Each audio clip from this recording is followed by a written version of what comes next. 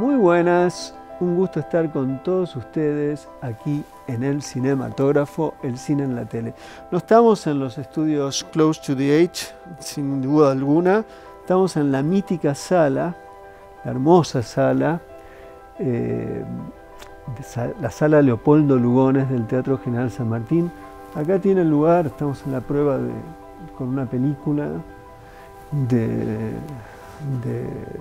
esta edición número 25, hermosa edición que ya está cerrando, del Doc Buenos Aires. Y se me ocurrió que estaba bueno hacer una suerte de resumen de alguna de las películas. Sobre todo vamos a prestarle atención a las películas que no se van a estrenar, al menos en este año. Hay algunas otras que vamos a dejar afuera, dado que son películas que simplemente han pasado, van a pasar pronto en los cines de la Argentina, incluso de Córdoba. Así que el día de hoy simplemente es eso, una suerte de informe de lo que sucedió aquí en la sala Leopoldo Lugones del Teatro General San Martín acerca de la edición 25 del Doc Buenos Aires. Así comienza el Cinematógrafo.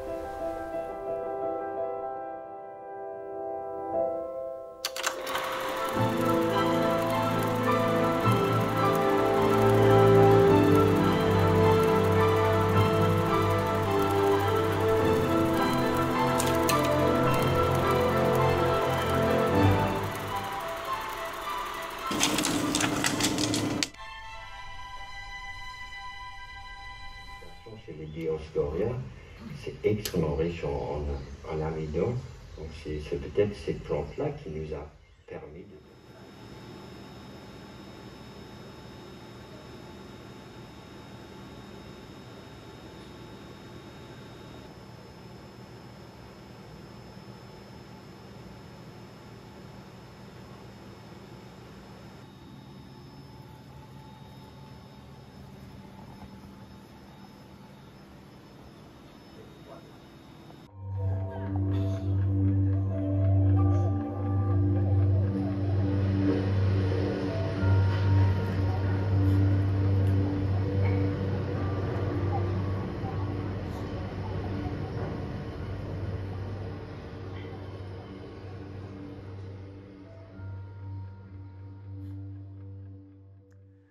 Bueno, hay muchas películas en el Doc Buenos Aires, pero nos vamos a referir a algunas, como había dicho. Primero que nada vamos a hablar de tres películas que están asociadas a una experiencia, yo diría que es la experiencia del asombro. Habíamos hablado en algún momento muy poco sobre la película Siete paseos con Mark Brown, película de dos cineastas, no son tan conocidos, Pierre Creton y Vicent Barré. Son cineastas que suelen trabajar en relación al espacio en el que viven, que es una geografía muy peculiar, Normandía, en Francia, norte de Francia, donde suelen hacer sus películas. Hay otros cineastas como ellos que están asociados a los paisajes. Uno podría ser Alain Guiraudy, que siempre filma en el sur, que implica una peculiar forma de luz en sus películas. El sur es más luminoso, pero también el sol en el norte tiene sus ventajas, y en esta película se ve perfecto. Y el otro que filma ahí, además, es el gran Bruno Dumont. Esta película, en principio, pareciera ser una mera película de botánica, pero hay algo. Está dividida en dos momentos, unos primeros 56, 57 minutos, en donde los dos cineastas simplemente muestran el rodaje de la película, pero en realidad ya estamos en la película. ¿De qué? Primordialmente de plantas, algunas que tienen están antes que nosotros, antes que existan las abejas. Es decir, estamos hablando de una película sobre la evolución, una película que tranquilamente la podríamos asociar con el espíritu de entusiasmo y de asombro con el que puede haber vivido alguien como Darwin cuando llegó a las Islas Galápagos y de pronto encontrarse con especies que no existían, que no estaban dentro de las taxonomías de la ciencia en aquel entonces, y había que, por consiguiente, mirar muy profundamente, dibujar, luego escribir y por más tarde clasificar. La película no trabaja con un sentido de clasificación porque ya en realidad las especies que están acá son especies conocidas y en todo caso lo que se trata es de reconocerlas y de volver a mirarlas y de volver en última instancia a asombrarse. Hay una magnífica aseveración que está en el libro de Aristóteles, conocido como Metafísica, si no mal recuerdo es el segundo capítulo del primer libro, o el segundo libro del primer tomo, no recuerdo cómo está subdividido el libro en español, pero allí aparece la hermosa aseveración de Aristóteles por la cual el conocimiento nace en el asombro. El otro día hablábamos de esto a propósito de otras películas, pero acá el efecto del asombro es absoluto, puesto que la impresión que da a medida que uno va avanzando en la película es que uno está redescubriendo el mundo como empezó y el mundo como es ahora, porque hay especies que están en vías de extinción o solamente están en ese bosque donde ellos van paseando, en ese largo recorrido que luego lo vemos planta por planta. Pero hay algo que es particularmente distinto. En el principio hay un elemento que es la distinción respecto de la segunda parte. Está filmado en digital.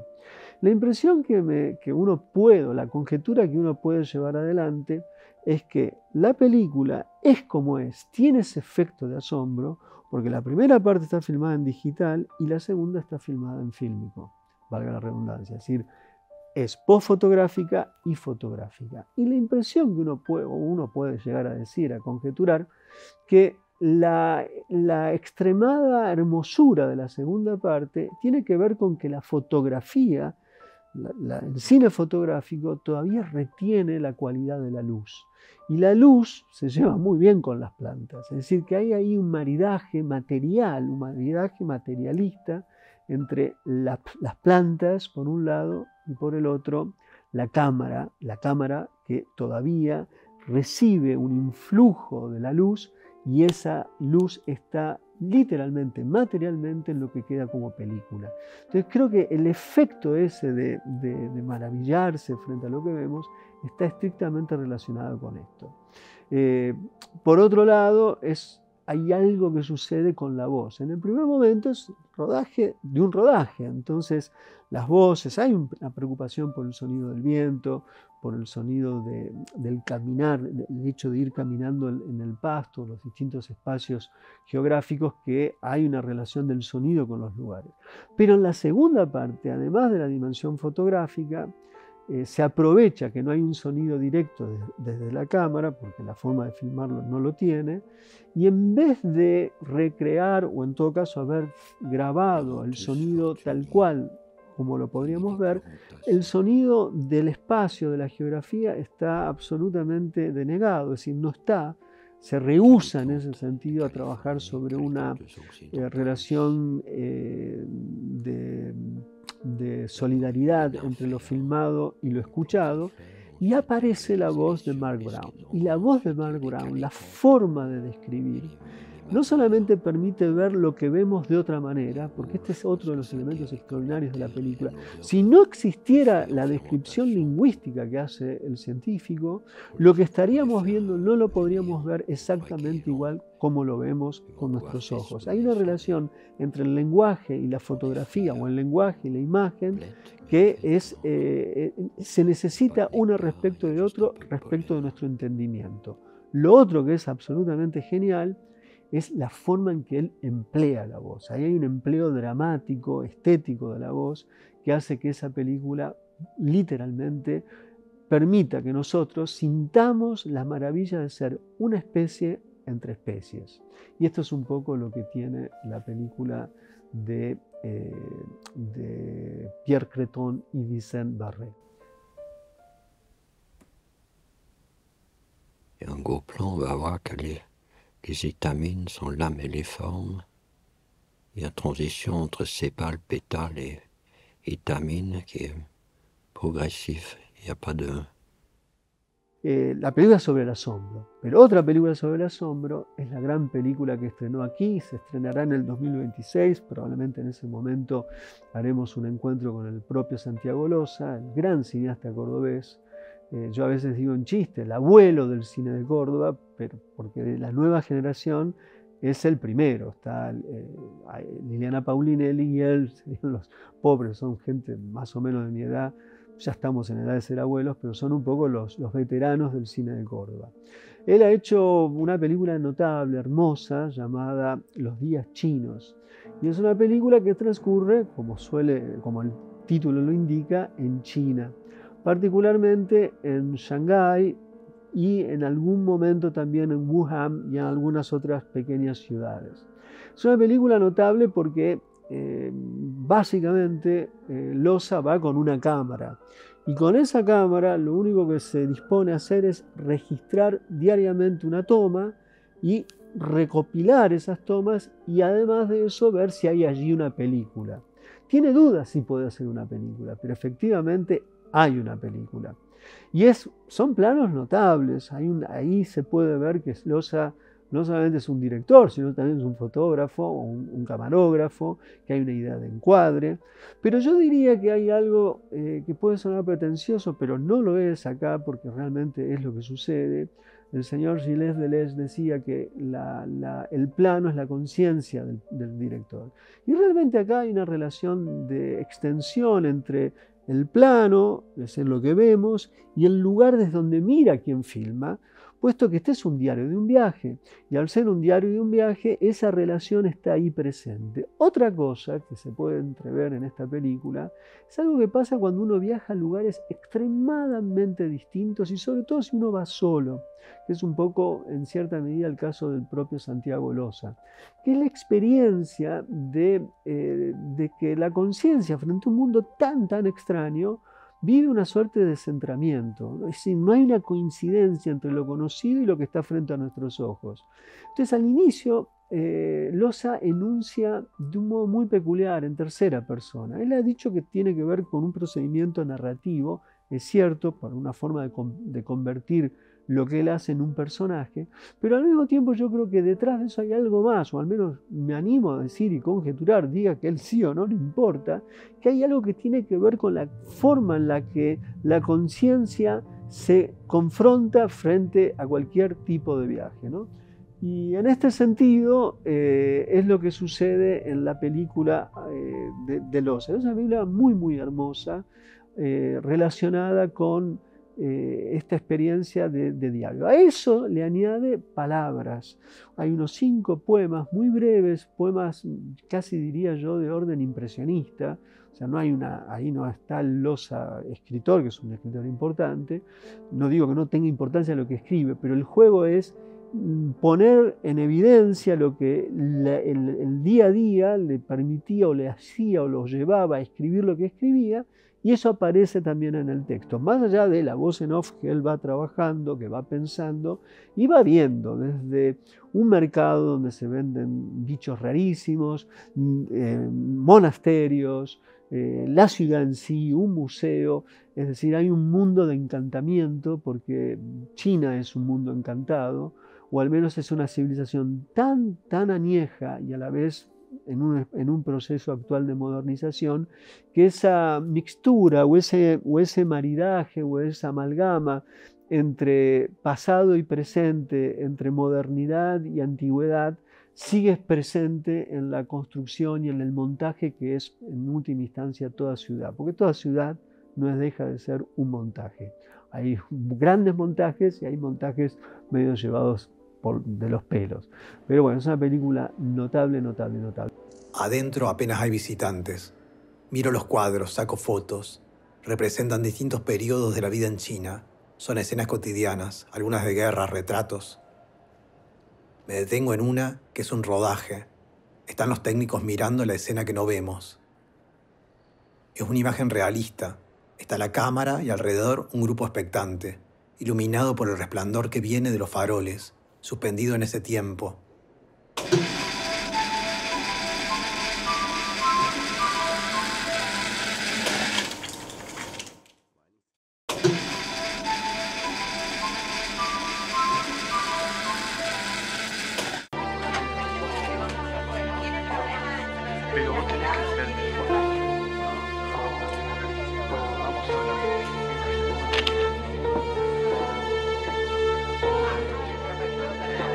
Ahora sí. ¿Dónde me lo pongo?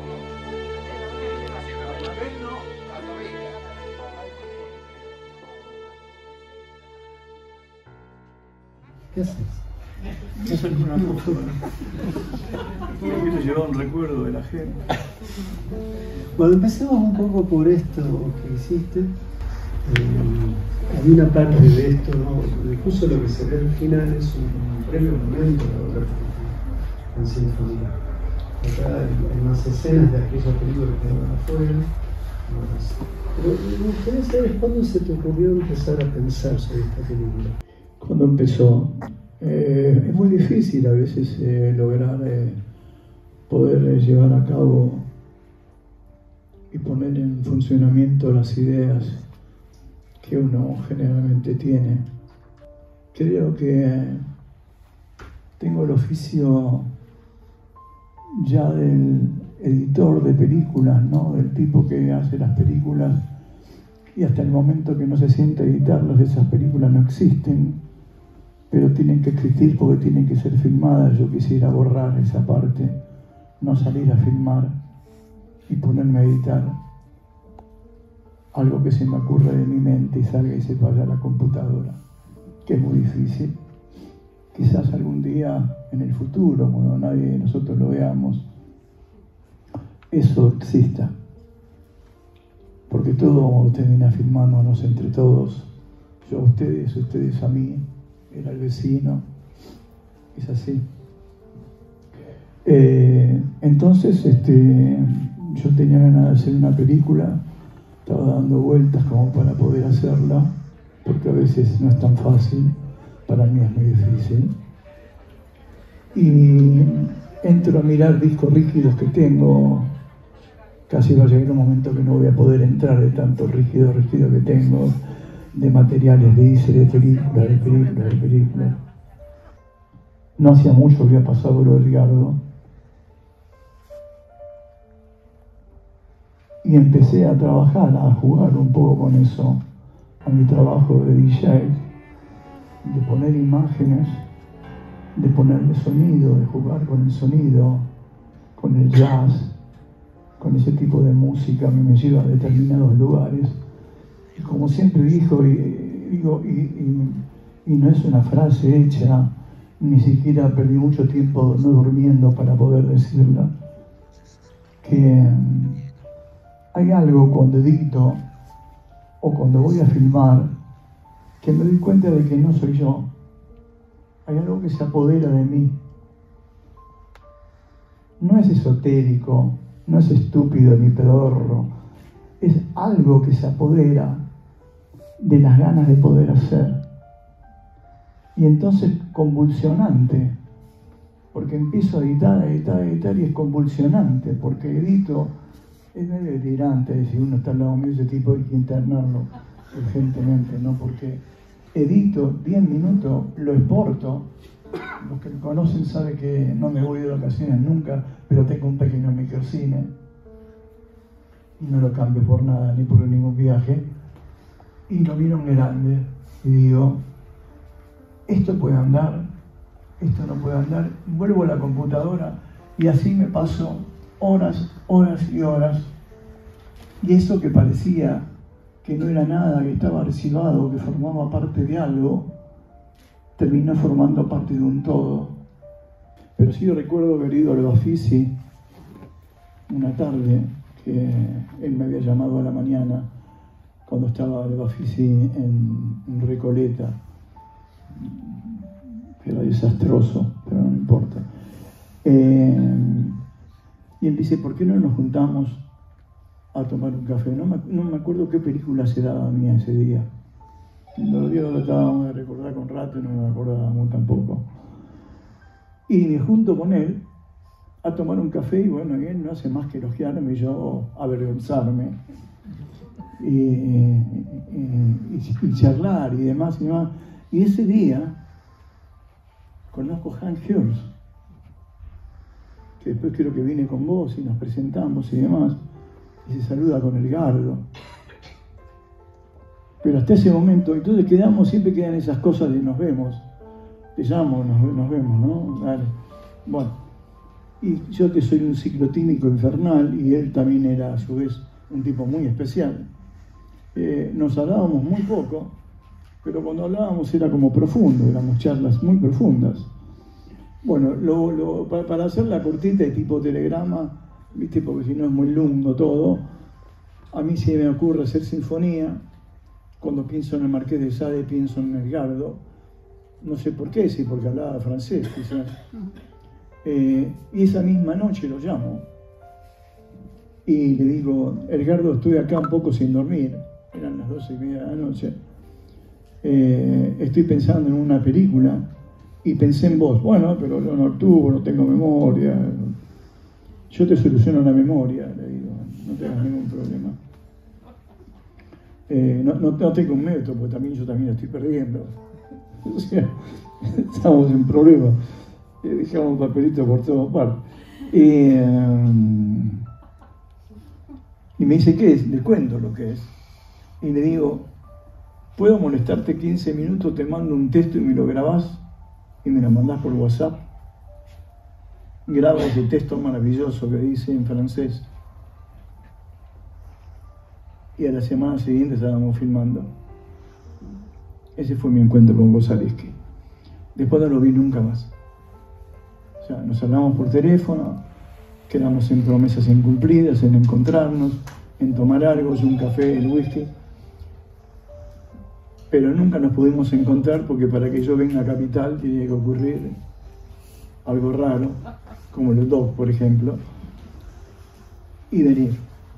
Pero si no, no me muevo, y a veces me pierdo de cosas que no me arrepiento, porque por algo las decidí no hacer, pero me hubiera gustado ser mucho más confidente de él y hablar mucho más de cine de él, porque esa poca cosa que hicimos ahí, que se me ocurrió hacer una película, de ponerme a charlar con él y revivir un poco un programa que hacía que se llamaba Cara de Perro, que hablaba con directores de cine, con actores. Hubieran ocurrido mucho más charlas de esas que me hubieran fortalecido y ayudado a comprender muchas más cosas de las cuales todavía no comprendo. Quiero hacer una pregunta, salir de Edgardo por un segundo. Me parece fascinante el sonido de la película, el concepto de mezclas sonoras de temas musicales dispersos que funcionan como una suerte de collage de melodías. Contanos un poco de eso, porque eso es extraordinario. Y no puedo contar algo de eso. ¿Qué voy a contar de eso? Eso es como contás una sección de jazz. Me junté con 4 locos a hacer jazz. Sí, un poquito podés. Yo sé mucho tiempo. Bueno, Roger, pero por favor, te lo pido. Para mí, trabajar el sonido a partir de Pendejos, que estábamos hablando de Pendejos, para mí también fue un quiebre Pendejos, porque decidí al final de la película que la película no iba a tener diálogos y eso había que llenarlo. Y entonces recurrí a todo mi bagaje de películas que tenía del 20, del 20 y pico, de donde teníamos que entender a través del cuerpo y de la mirada, y también de la música, en algunos casos músicas muy horribles, y en otros casos músicas muy modernas. Y bueno, conseguí un equipo de gente que hacía tap, que acá en ese momento ni lo conocían, hoy está de moda, el trap y todos esos nombres raros que le ponen. Y así surgió, pero eso me hizo empezar a trabajar el sonido de una manera que hasta ese momento yo no lo había hecho. Primero porque tenía que estar explicándole a alguien: che, acá quiero tal y tal cosa. Desde el momento que yo decidí que sabía que iba a ser mi tortura, y la estoy padeciendo, dije, en el momento que yo en el 2013 empecé a editar Pendejos y me hice cargo de la edición y de la post de sonido y demás, dije, yo me jodo la vida. Una lástima. Y me jodí la vida, me jodí la salud. Todo llega a su fin. Porque hacer todo eso es un trabajo y yo me lo tomo muy en serio. Y son muchas horas de laburo. Y para mí trabajar el sonido es casi una religión. Porque es a veces componer en imágenes, sacarle el sonido y ver qué ocurre con eso. Y a partir de eso me empiezo a imaginar el sonido de la película. Es un proceso muy raro, no va a llevar tiempo, la gente se va a aburrir. Yo te lo cuento.